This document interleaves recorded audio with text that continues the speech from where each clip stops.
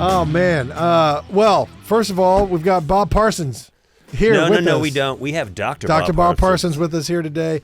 What an honor. Thanks for taking time out to talk to us. I really appreciate it. Brother, I'd take time out to talk to you any day. He's a good man. Thank you for that. I appreciate that. It's very nice for me to meet you.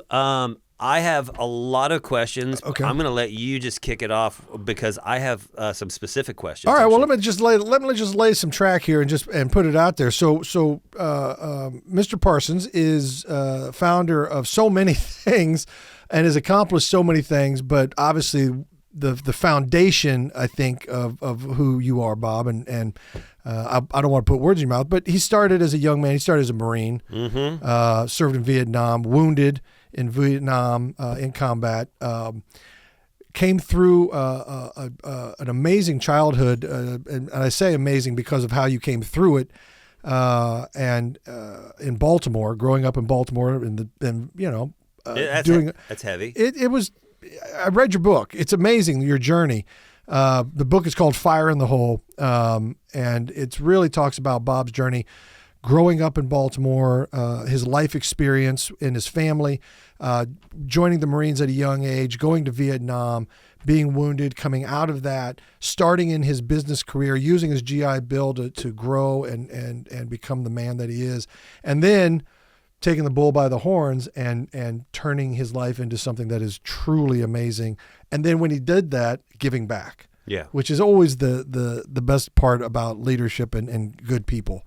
So I've kind of put that all out there. There's a lot, I know, and we're going to dive into some of these questions that I have. But if you don't mind, Bob, what motivated you to finally write this book about your journey?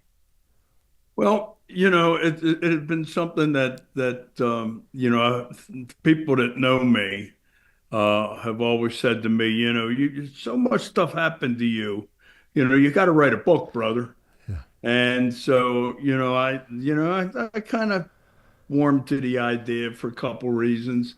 First reason was, I want my kids and their kids and on, to have some record of what the old man did.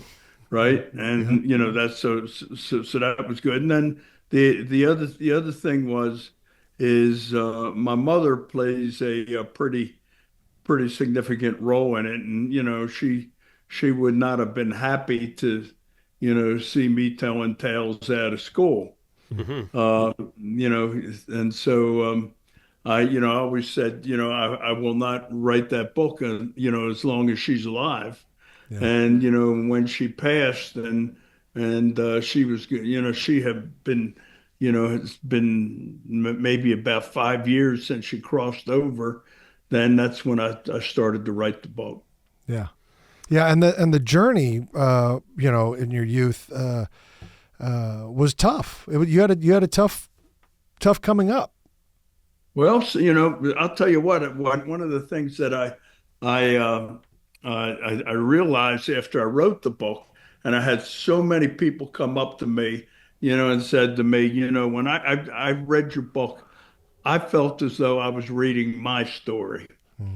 And so I think more of us have had a rough childhood than have had an easy childhood. And so, it's just, maybe I had a rough time, but wasn't much rougher than a lot of other guys. That's and there's a lot of truth to that, but there's also a lot of truth to the things that you had to deal with at a young age, where maybe you didn't have the tools, as they say, to deal with it, and you're doing your best. A lot of us, we get to our adult years, and that's when we have to deal with our trials and tribulations. But I think there's a lot of pain in people's journeys. But you had a lot. And then for icing on that cake, you decided to join the Marine Corps. It never got easier for you. I feel you went from the fire to the frying pan, or from the frying pan to the fire. What was the reason? As you know, the Marine Corps are not exactly a cuddly bunch, are they? No, they don't do a lot of sing-alongs, unless you're in formation running. Maybe that would be the only time. Yeah, that'd be about the only time. And then sometimes when you get caught not singing along during the run, you go to motivation platoon, which I was sent to. Holy shit! Ah, Tell you what, after I spent a day with those guys, I don't know that I've been told. I was Yeah. clapping and singing and Yeah, you get motivated very quick. So your time in the Marine Corps, you were a Vietnam Marine, and thank you so much. Thank you for serving. For your service on that, and God bless you for that, because I always felt, and I'm a child of the '80s. I was born in 1970, so I grew up, in the '80s. But I always felt the Vietnam veterans got a really bad deal. They got a raw deal. They were treated poorly when they came home, and there's no justification for it. And because of that, America grew up, and we learned from that it wasn't right. And so my generation of Marines, we were treated better. Mm-hmm. We just were. We were. People said thank you instead of calling us names or spitting on us.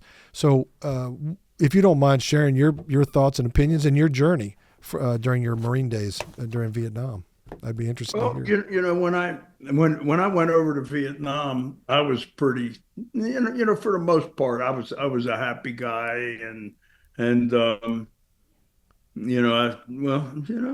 had a good time in life. But when I came home, man, I'll tell you what, things were different, man. I was a different guy. I was. Man, I had a flash temper. I was people would describe me as very intense. I didn't like being around a lot of people, very few people I even wanted to be, I wanted to be around. Sure. And so all those things. And then to add fuel to the fire, when we left for Vietnam, the country was pretty much behind the war and behind us. And then when we came home, boy, all that changed. And so many of us were greeted with, by the NI war crowd. They would throw shit and names and they had banners calling us, they called us names like Nazis, war criminals, murderers, of course, baby killers, and my absolute favorite, we had the anti-war crowd call us drug addicts. Now, I don't know who took more fucking drugs in this world, the anti-war group, Yeah. Yeah. They sure as hell did, and yet that's what they called us. Yeah. It's a lot of projection coming from them, it sounds like. Oh, yeah, for sure. Yeah. So, if you don't mind me asking, so you come home, I'm seeing you're the GoDaddy guy, right? And so in my mind, my question to you is, were you always interested in tech, or did you fall into it, or was it a passion? How did that come about?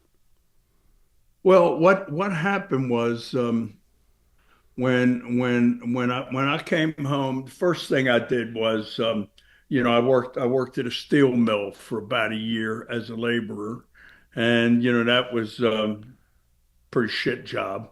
And Yeah. and then after that, I took in well, I went to college because I seen this ad where the University of Baltimore said, well, if you served in the military and you have the GI Bill, you go to school here, and you don't have to take your SAT, your entrance exams, right? Your high school, your college, your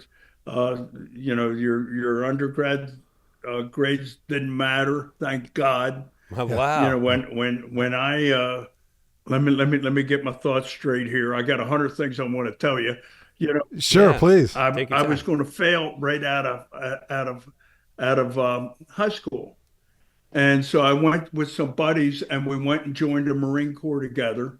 And after we joined the Marine Corps together, I showed all my teachers my orders. Now, this is in 1968 during the height of the Vietnam War. We're all 0311s. Rob, you know what that is, right? Yep, infantry. Yeah. 0311. That means that we're not going to be at the brigade floors, right?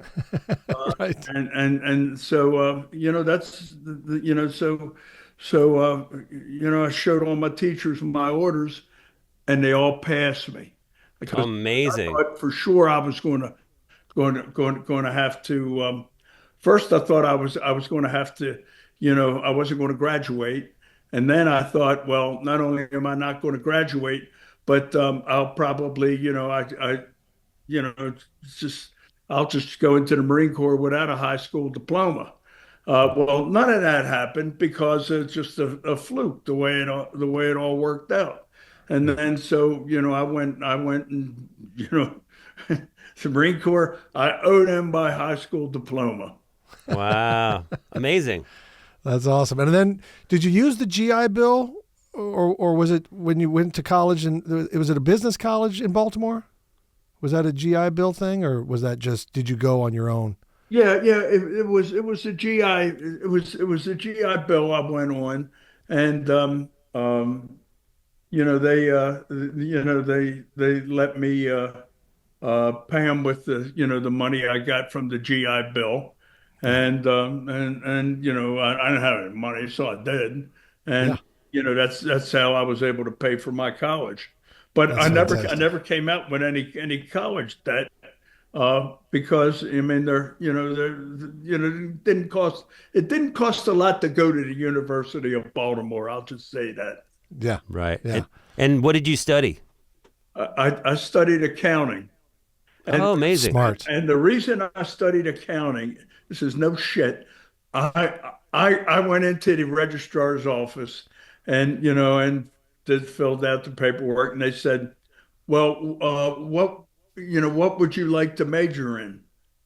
And I said, I never even knew you needed a major. Nobody in my family ever went to college, right? So they told me to go see this counselor, and I went to go see the counselor. Big long line, I'd have never got to see the counselor. So I go back to the registrar's office, and I asked him. I said, "Now, is it possible for me to just sign a waiver or something, pick my own major?" I said, "Sure, not a problem." So they gave me this book of majors. I opened it up. First major in the book was accounting. And so I asked the guy, I said, "What's this?" And he said, "Well, you're good with math?" And I said, yeah, I am good with math. And I mean, and that dated back to all the way when I was a little kid and my father put me in Catholic school. And I went into the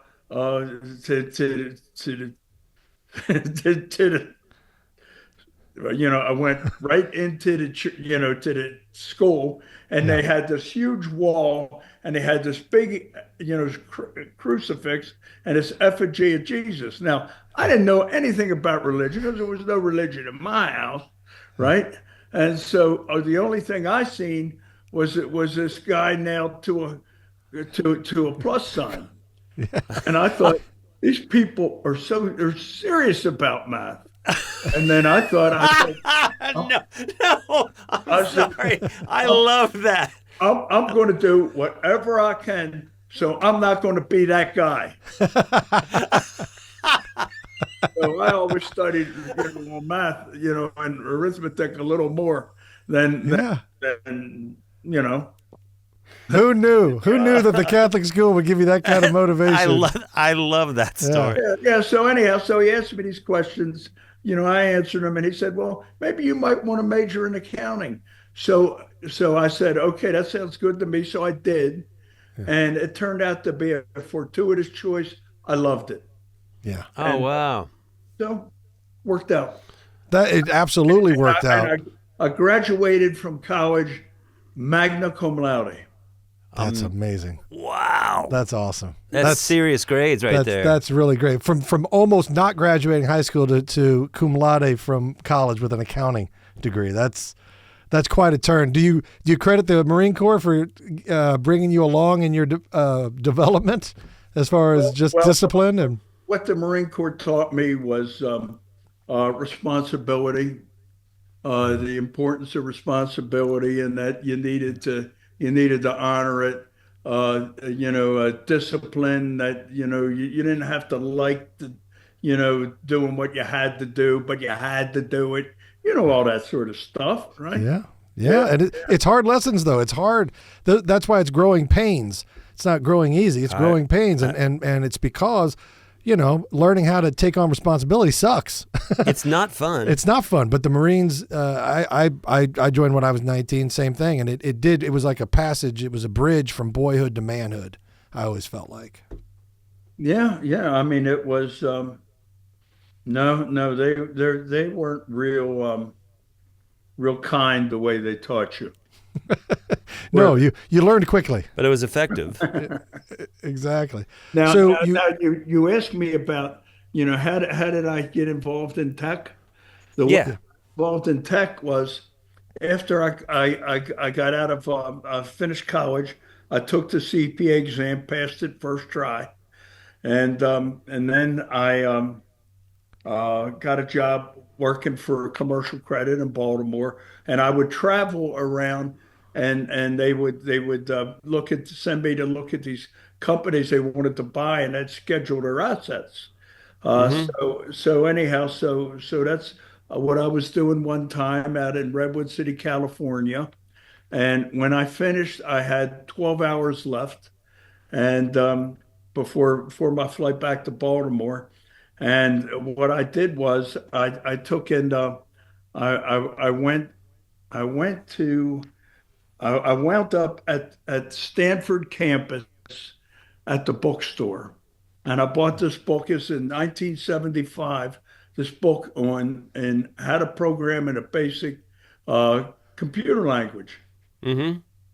And I read the salient books points of that book while I was waiting for my flight, and then while I was on my flight, I wrote my first couple computer programs. Now, when I got back to my uh, company, in my office, they had this dumb terminal that ran the basic computer language. And so, I started writing little programs that would help me do my job, and I got to be good at it. And so Wow. I bought one of the first IBM PCs when it first came out. And then when the first IBM came out, I sold the Apple and I bought an IBM, and I got really good at it. And I started my first business in 1984 by trying to sell a program that I called it Money Counts. And it was wasn't bad for its time. And so I wound up, tell you the long story short, which you don't have time for, but I would, uh, you know, I started this business with I put $40,000 into it over time, which was all the money I had in this world, and I sold it for 64 million. Um, That's a pretty good ROI. yeah, that's a real good art, especially back in the day. Yeah. That's back in, Wow. yeah. How long? How long? yeah, I sold it in 1994. Oh my God! How long? How long had from the time that you started it to when you sold it? How long was that? Oh, better part of 10 years. Yeah. That's amazing. And, And then how did GoDaddy? How did you come up with the name? well, here's what happened. I started the company GoDaddy mostly for something to do. All right. Okay. After I sold my business to Intuit, company we all know, and Hmm. after I sold it to them, and my wife told me that she didn't want to be married anymore, which made sense. I mean, she was a wonderful woman.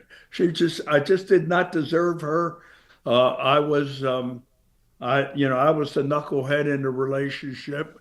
And so, she gave me my walking papers and Yeah. on I fucking went.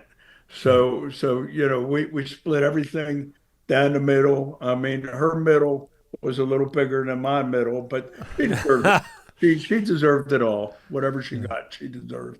And so then I went and um, I was moved to Arizona, and I did that for a couple years. When my agreement not to compete was in place, and then I in let's see, 97, I started what became known as GoDaddy.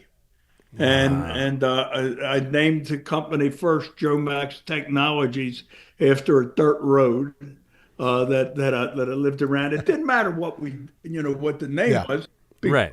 we didn't know what we did. And then when I named it GoDaddy, me and just a person I work with worked about 3 nights to come up with a better name than Joe Max Technologies. I mean, that was a terrible fucking name. So anyhow, I think you landed on a good one. well, I think you landed on a good one. GoDaddy is a great name. It sticks in your mind. You can't forget it. Yeah. It's easy. I like it. oh yeah, it was, and so we come up with this name. First, we're and after a couple nights, we can't come up with a good name. One of us says, how about Fat Daddy? Taken. How about Big Daddy? Taken. And then I remembered the go command of America Online. Used to have type go this, go that, and then it would do what you needed, and then I just called it GoDaddy, and I bought the name for $8. $8. That's Eight amazing. dollars is what I paid for it, and when I when I bought the name, the next day I bought it as a joke because I was burnt out with trying to come up with a name. And so the next day I told the people that work for me that I was going to call the company GoDaddy, and they all said, "That's a terrible name." Why would how could you ever name the company that? So, but we never did find anything better, and the name stuck, so we became GoDaddy. I love it. You know what? I It's love it. not about the name. It's what you make the name sound like. It's Yeah. like the band The Doors. That name is a dumb name for a band, Yeah. but it's The Doors, so they made it cool. They- and so as long as you make it cool, it's cool. Exactly. So before I don't want to run out of time with you, so I have so many questions. So you on your journey, which is truly amazing. I hope people go out and get this book. It's called Fire in the Hole by Dr. Bob Parsons. It's just a great story about overcoming things, about the American dream, about overcoming adversity. While you served in Vietnam, you were wounded, and you overcame your wounds in the moment, your physical wounds. You get home though, and as you go through life, you're anxious, you're frustrated, you have a short temper. These are symptoms that anybody who's ever experienced post-traumatic stress disorder, PTSD, these resonate. You're like, oh my God, that's me, that's me, that's me, and it's powerful in the veteran community. I work with a lot of veterans organizations. One that Bob and I are very passionate about, the Simplify America's Fund, who do great work. You learn through these organizations that you learn a lot more about the wounds that you can't see, as well as the wounds that you can. But the ones that you can't see are just as painful and hard on first responders, veterans, anybody who has to deal in traumatic situations. And Bob, you have really dedicated so much of your time, your energy, your treasure. You've committed so much to dealing with PTSD, and the progress you've made through your organization. Bob and Renee is his wife, a lovely lady. The Bob and Renee Foundation gives a tremendous amount of resources to so many different organizations that support veterans, first responders. I'd love if you would talk about what PTSD, how it affected you, and how you're involved, because you're involved in not just great organizations, but also new organizations that are doing groundbreaking work in psychedelics and things like that. And that I think made a difference in your life, if I'm not mistaken. So if you wouldn't mind just telling us some of that. Yeah, yeah. I'll tell you, as far as my life's concerned, PTSD fucked up every part of it. Yeah. I mean, it is just hard. It makes a life that shouldn't be that hard way more harder, because you have things bother you that shouldn't. You don't want to be around people. You don't, and they don't understand it. They think, they don't. They, oh, he must be very stuck up, or he must be this, or he must be that. They don't know that. Your head's up your ass, and Yeah. you're having trouble because you're suffering from all that stuff, and that's the way it was for me, and it cost me two marriages for sure. Mm-hmm. And in both cases they were good women, but the big mistake they made is they married my dumb ass. Yeah. And then when they hung on as long as they could, they gave me my walking papers. So and so when I married my existing wife, which is Renee, who God, Lord sent her to me. I don't know why, but He did. And Okay. yeah, so I took and uh, read this book by Michael Pollan called How to Change Your Mind. It's a treatise on psychedelics. It reads like a novel. It tells you the whole history, what they've been used for over the years, how they're totally misunderstood, and how they are remarkably non-toxic, all that stuff. And so, and how they cure many things like PTSD.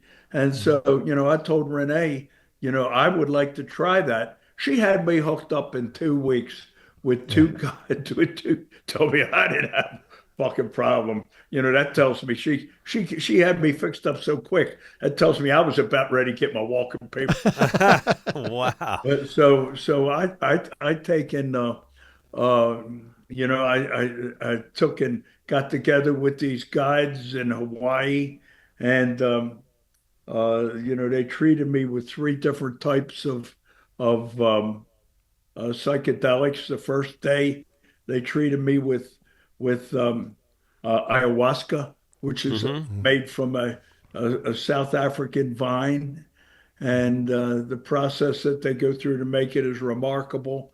They asked the people to go down there, asked the natives. They said, to make it. They said, "How do you know to do this?" And you know what they told us? Told them they said the trees told us how. Oh my God, I And believe it. I'll tell you what, I believe them. I Yeah. believe it. I believe Yeah, that too. I believe them. So, but anyhow, it's psychedelic. If you're going to hallucinate, you'll hallucinate on that, and so forth. But um, so if after that one, that day, a lot of tears. You talk about, psychedelics. Everything comes out. Everything does that is bothering you. So the second day it was psilocybin or magic Hmm. mushrooms. Yep. And I went ahead and tried that.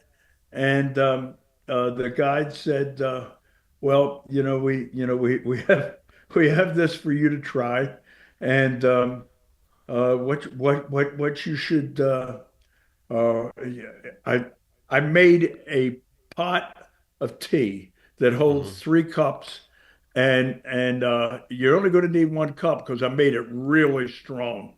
Well, Rob, I drank all 3 cups, and Oh. and I swear to God, this is true. I ate the tea bags.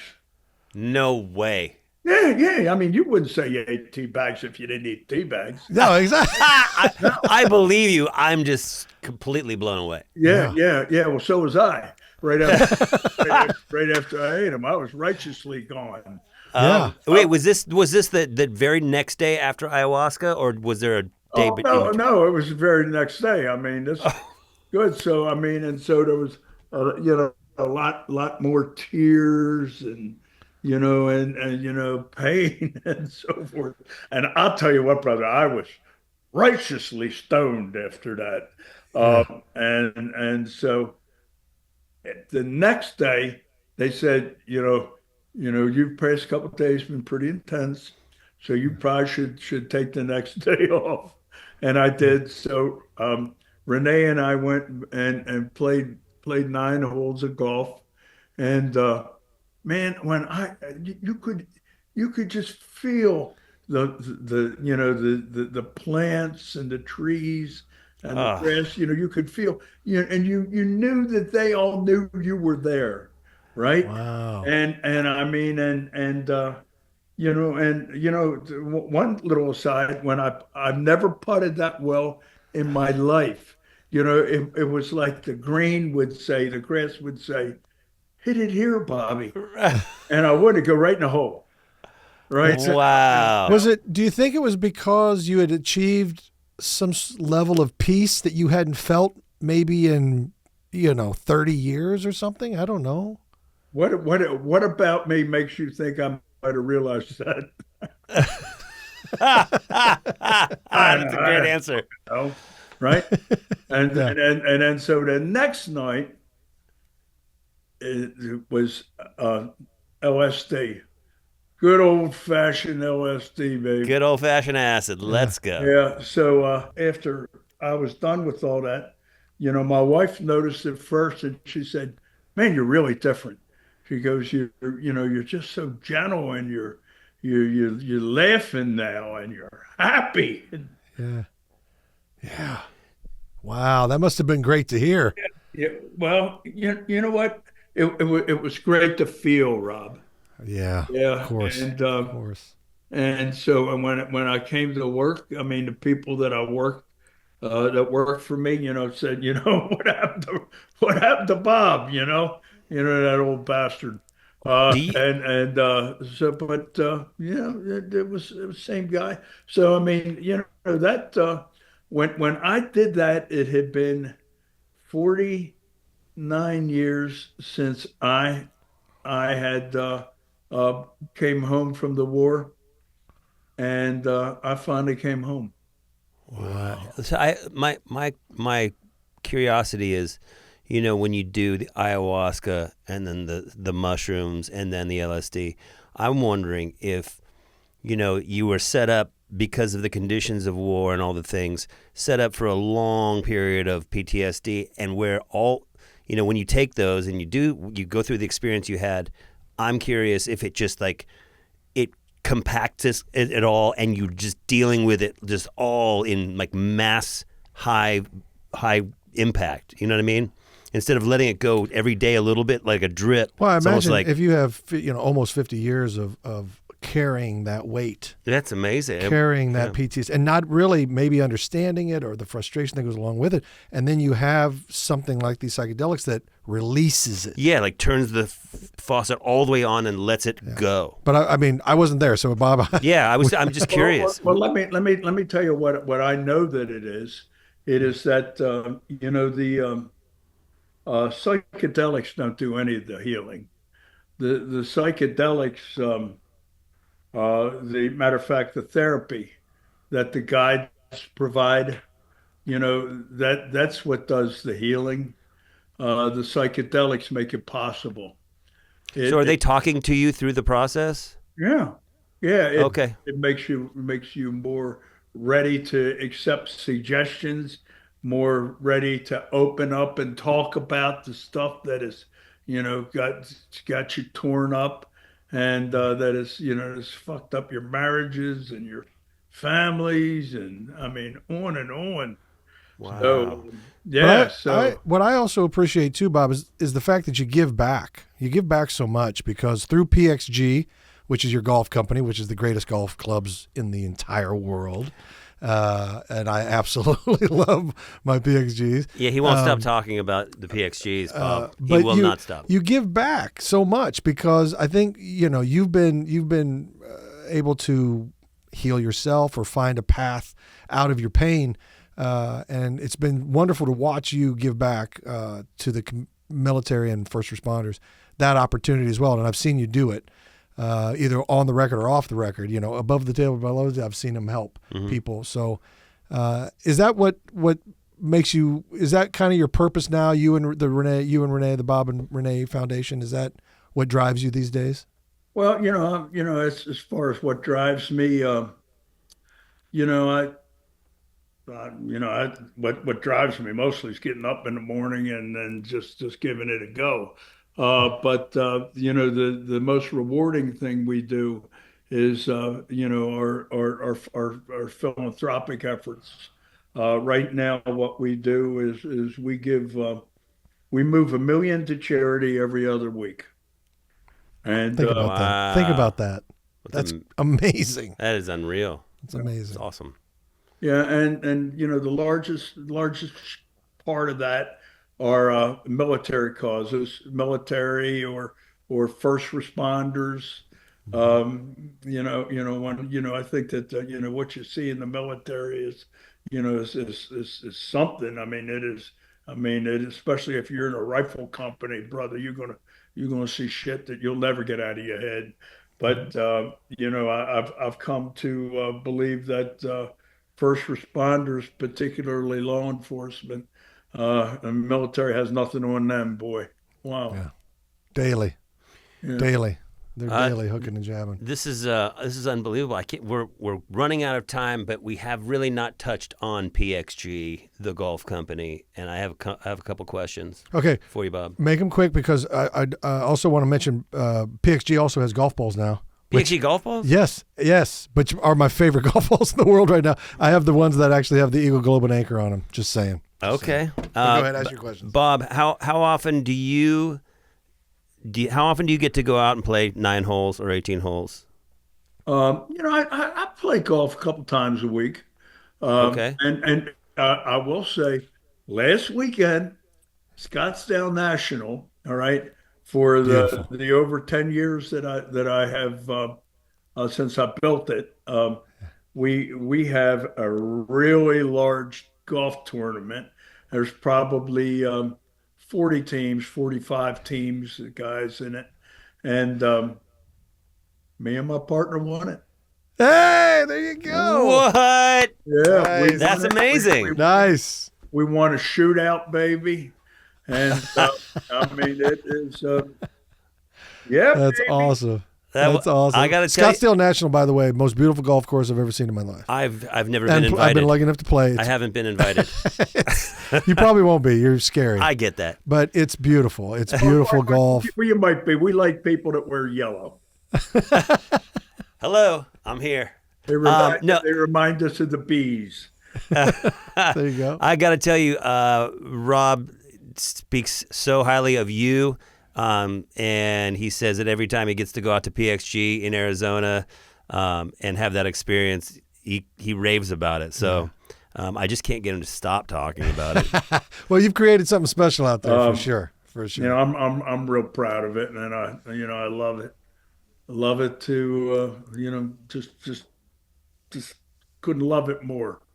One of the things I didn't do this in the tournament, but whenever we have any type of round or so forth, I put a couple of $1 million into the club to keep it afloat every year, and it is, the service is the best. The grounds are the best. It's pristine. It is. You never anybody in front of you or in back of you. It is. It sounds like paradise. It's one of the most special. It's really one of the most special places I've ever been to play golf. The cuisine is off the hook. So I mean, I love it. So I always will tell any of my buddies, if they, let's say we kind of tie, and I always tell them, ties go to me. They go, Ah, they go, they should. this It's is, good to be the boss. Ties go to the this ties. is Ties go to the boss. 4 years ago. I'm playing golf with Frank Quattrone, and he's trying to tell me. He says that this is all about who's going to have third place, right? Me or Frank, and so I told him, I said, look, here's the deal. I put a couple $1 million every year into the club. Now, if you want to put a couple $1 million into the club this year, you can finish, and the ties will go to you. You can have Right. Fair. And you know what he said to me? He looks down and he looks up to me, shakes my hand and says, "Congratulations on your third place finish." That's great. He just admitted it. That's awesome. Bob, thank you for joining us and sharing some of your stories with us. I could talk to you all day because your stories could go all day. I mean, I even remember reading in your book about when you did business with Orscheln back in the Midwest. I know Orscheln. I know those stores, the chain of stores. Everything I read in that book resonated with me, and I hope people that are listening or watching will go out and get this book, Fire in the Hole by Dr. Bob Parsons. It really is one of the great American stories. Oh, it's just the Fire in the Hole by Bob Parsons. Now, Just Bob Parsons. Now the title, Dr. Bob Parsons, the way the doctor came about was I was at the University of Baltimore, and I spoke to the graduating class, and so they gave me a honorary doctorate. So my buddies started bullshitting around, calling me Dr. Bob. Dr. Bob. And so that's where that came about. I mean, the doctor title is just a bullshit title. Not for me. Not for us. No, for us, you're our doctor. So it's Fire in the Hole by Bob Parsons. Fire in the Hole by Bob Parsons. I tell you, it's a great read. Definitely go get it. You're going to learn a lot, and it's going to inspire you beyond what you can imagine. It's very, very nice to meet you. Very nice to speak with you. Yeah, and thanks for all you do for the veteran community. I don't have to tell you, you know what you do. You do more than anybody else I know. So God bless you for that as well. Appreciate it. I'll tell you what it is. It is my absolute pleasure and joy to do that, and it's the best thing of everything I do that we do. Yeah, so, I there you go. I love that. It's amazing. Thank you. Thank you, Bob. Mr. Parsons, and hope to see you soon. Oh, we'll see you guys. Take care. God bless you both. Huh? Thank you. All right. Thank Take you. care. Thank you. Semper Fi. Man. Number 5, baby. Love it. Dude, what a stud. I know. It's amazing. It's Absolutely awesome. amazing. His journey is one of the best I've ever even heard about, let alone read about or understood. And now just look at your life. Yeah, no, it's good. My life is. Did you start good. GoDaddy? No, I didn't start. I don't think that's I feel like you're judging me because I didn't start a major. Did you start a cool golf company? No, not yet. Do you own a golf club? No, I do. You do? Oh, clubs. Yeah. I own No. A golf club. Did you guys notice how he kept referring to the club? Oh, the club. Yeah, he was. He definitely owns the club. Dude, I got to tell you, Bob Parsons. Yeah. That dude's awesome. Yeah. Awesome. Yeah. Very cool too. I'm not just saying I'm not promoting his book. I am, but I'm saying read it because it's fascinating. Yeah. It's fascinating to see a journey, someone's journey. I think there's a famous quote by Booker T. Washington. I think it says, "You judge a man by the obstacles he had to overcome." Okay. Not necessarily by the accomplishment, Right. but by the obstacles he had to overcome. And, Mr. Parsons has what he's done with his life and the obstacles he overcame to get there. That's what makes him so special. It's interesting because, he talked about fortuitous events and things kind of just happened, right? makes you wonder, like, how many, like, a lot of things happened to him or for him. Mm-hmm. I mean, a lot of shitty things, but like he's had a lot of tough things, but he always just kept moving forward. Yeah. And he kept taking opportunities as they came, and along the way he made some good choices.